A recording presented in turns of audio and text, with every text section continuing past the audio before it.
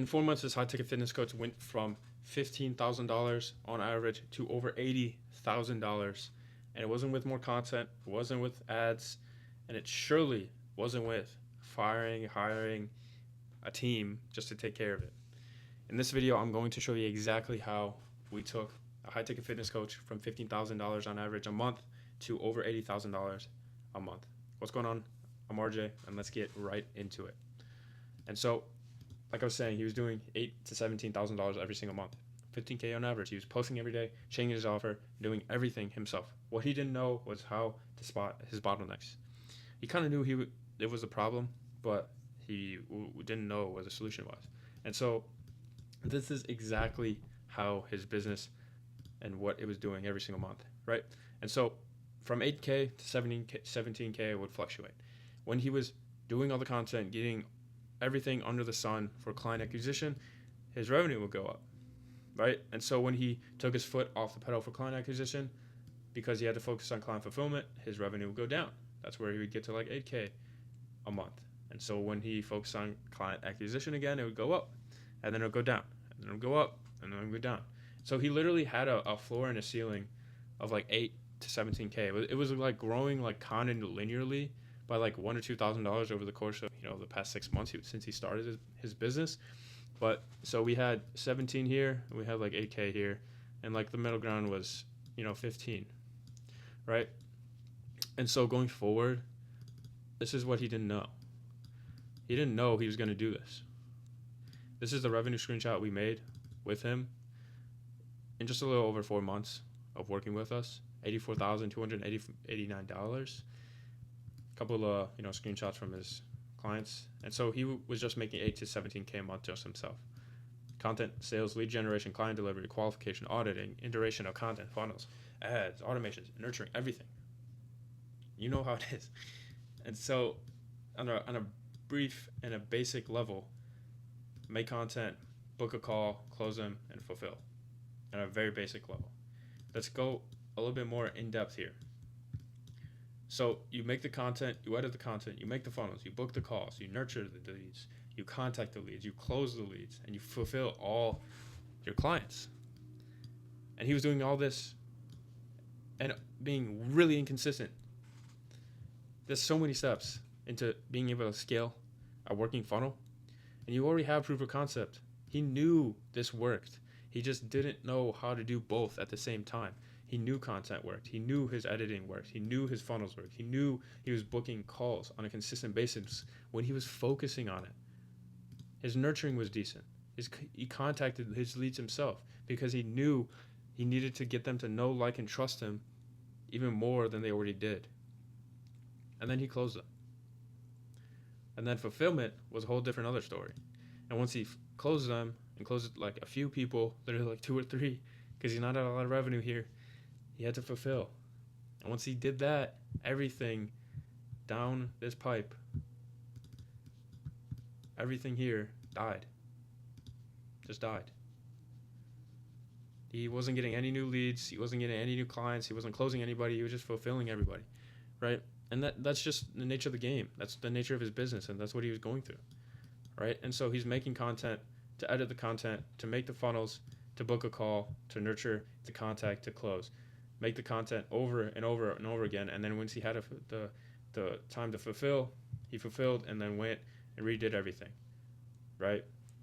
And so everything here is a lever. Everything. So it was all working, it was all working, it was all working, it was all working, it was all working, it was all working, it was all working. But he hit the wall.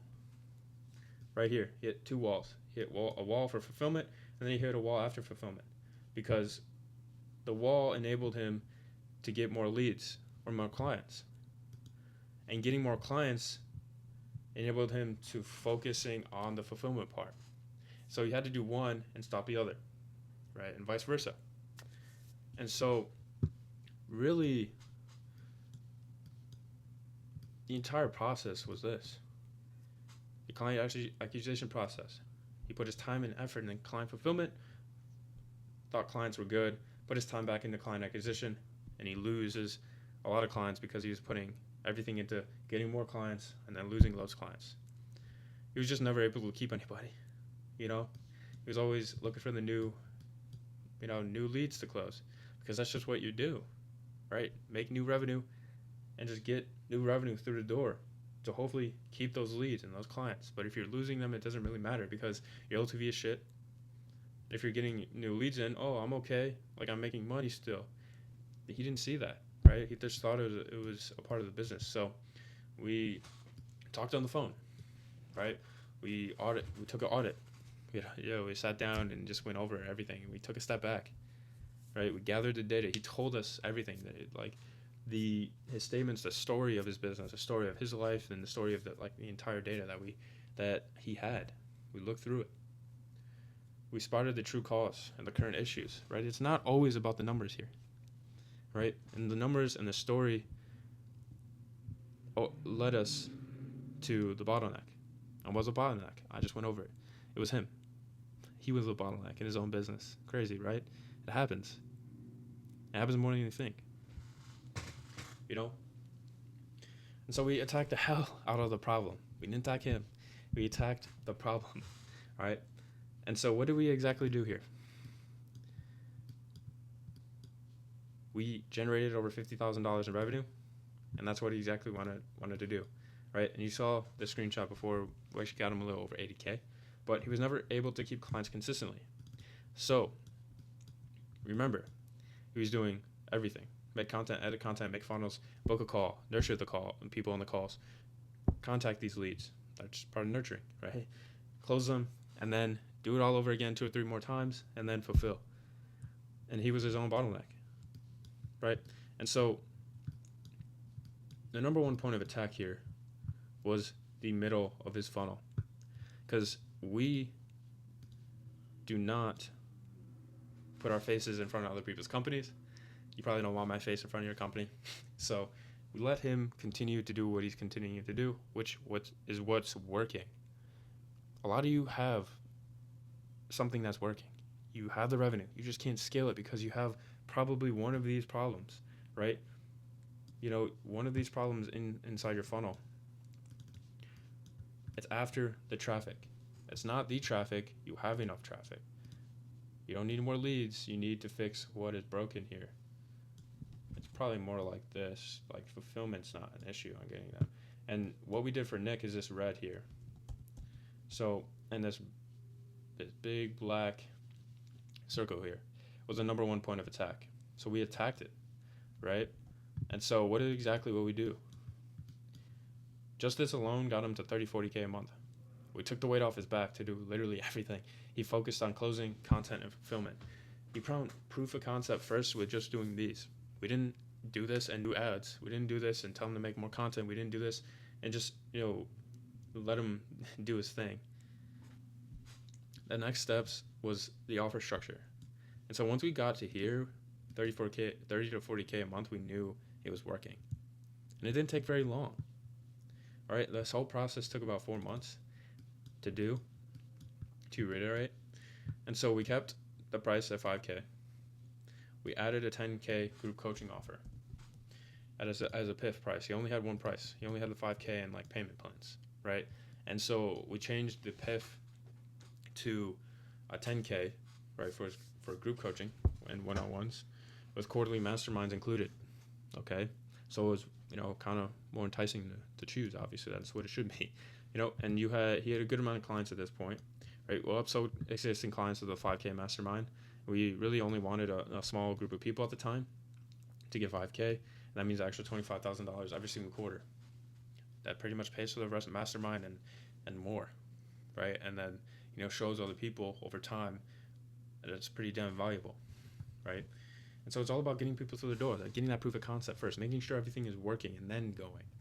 Once you have something that is going and you got a stable foundation, that's when you scale. That's when you go out on the limb and get that ad agency. That's when you start running ads. That's when you go all in on content. You post 2, 3, 4, 5 times a day to get more people through. Don't do that at first. All right. And so to reiterate, we kept his one-on-one offer. We upsold people a 5K mastermind ticket that weren't already in, that didn't buy the 10K PIF price, and then we added 10K group coaching. That's the PIF price at 90 days, right? And so we continued to bring in more clients, right? The same way he was doing before. Didn't run ads. I didn't post more, and you're not focusing on more traffic. Besides, he was already posting content, right? So I guess you can say it's, focusing on traffic, but not any more than he was already doing, right? Maximized what was already working, and then we increased his LTV and then his AOV, and then we scaled, right? That's pretty big. Okay, just over 4 months here with him, and so getting to 80K in 4 months did not include running ads, increasing content, volume, focusing on more leads. We didn't just run his ads for him. We built a system around his current bottleneck. And then we took his current bottleneck, got proof of concept, getting rid of it, and then we scaled. His offer was already working. And so the bottleneck was himself. Not enough time. Not a good system, right? After the audit, we fixed the system and then his offer architecture. He went from bouncing between $8,000 to $17,000 every single month to over 80K a month. We didn't change his niche. We didn't change his prices after the fact, right? We did, but we didn't do that at first, and we didn't really do it in general. We just added a PIF price because that's what you should be doing, right? And if that's news to you, then there you go. Go charge double or a little bit less than what you charge for your full program, and then as a PIF. We just changed the structure around it if that's not already clear, and this wouldn't have came true if he believed in the process of getting a bottleneck, right? He knew it was a problem. He knew it was. He just didn't know how to fix it, what to do. Literally, he was struggling for a while, right? He had the client testimonials, he had the revenue coming in. He didn't know how to scale, and he wanted to scale to 50K a month, and he was just stuck. And so if you want this done for you, or even want to know what your actual bottleneck is, go down below and book a call. I'll be happy to help, happy to diagnose it for you. And then, come get some value. You'll know what to do going outside of that call. And if you want it done for you and you want to grow together, we can move on. If we're a good fit, we can show you the exact next steps on how to do that with myself. Okay, and if you like this video, go ahead and drop a like, subscribe if you want to, and go check out more of my videos. I got a lot of other good stuff, more on in-depth details about nurturing, client acquisition, just whole 9 yards, bottleneck analysis. Go check it out.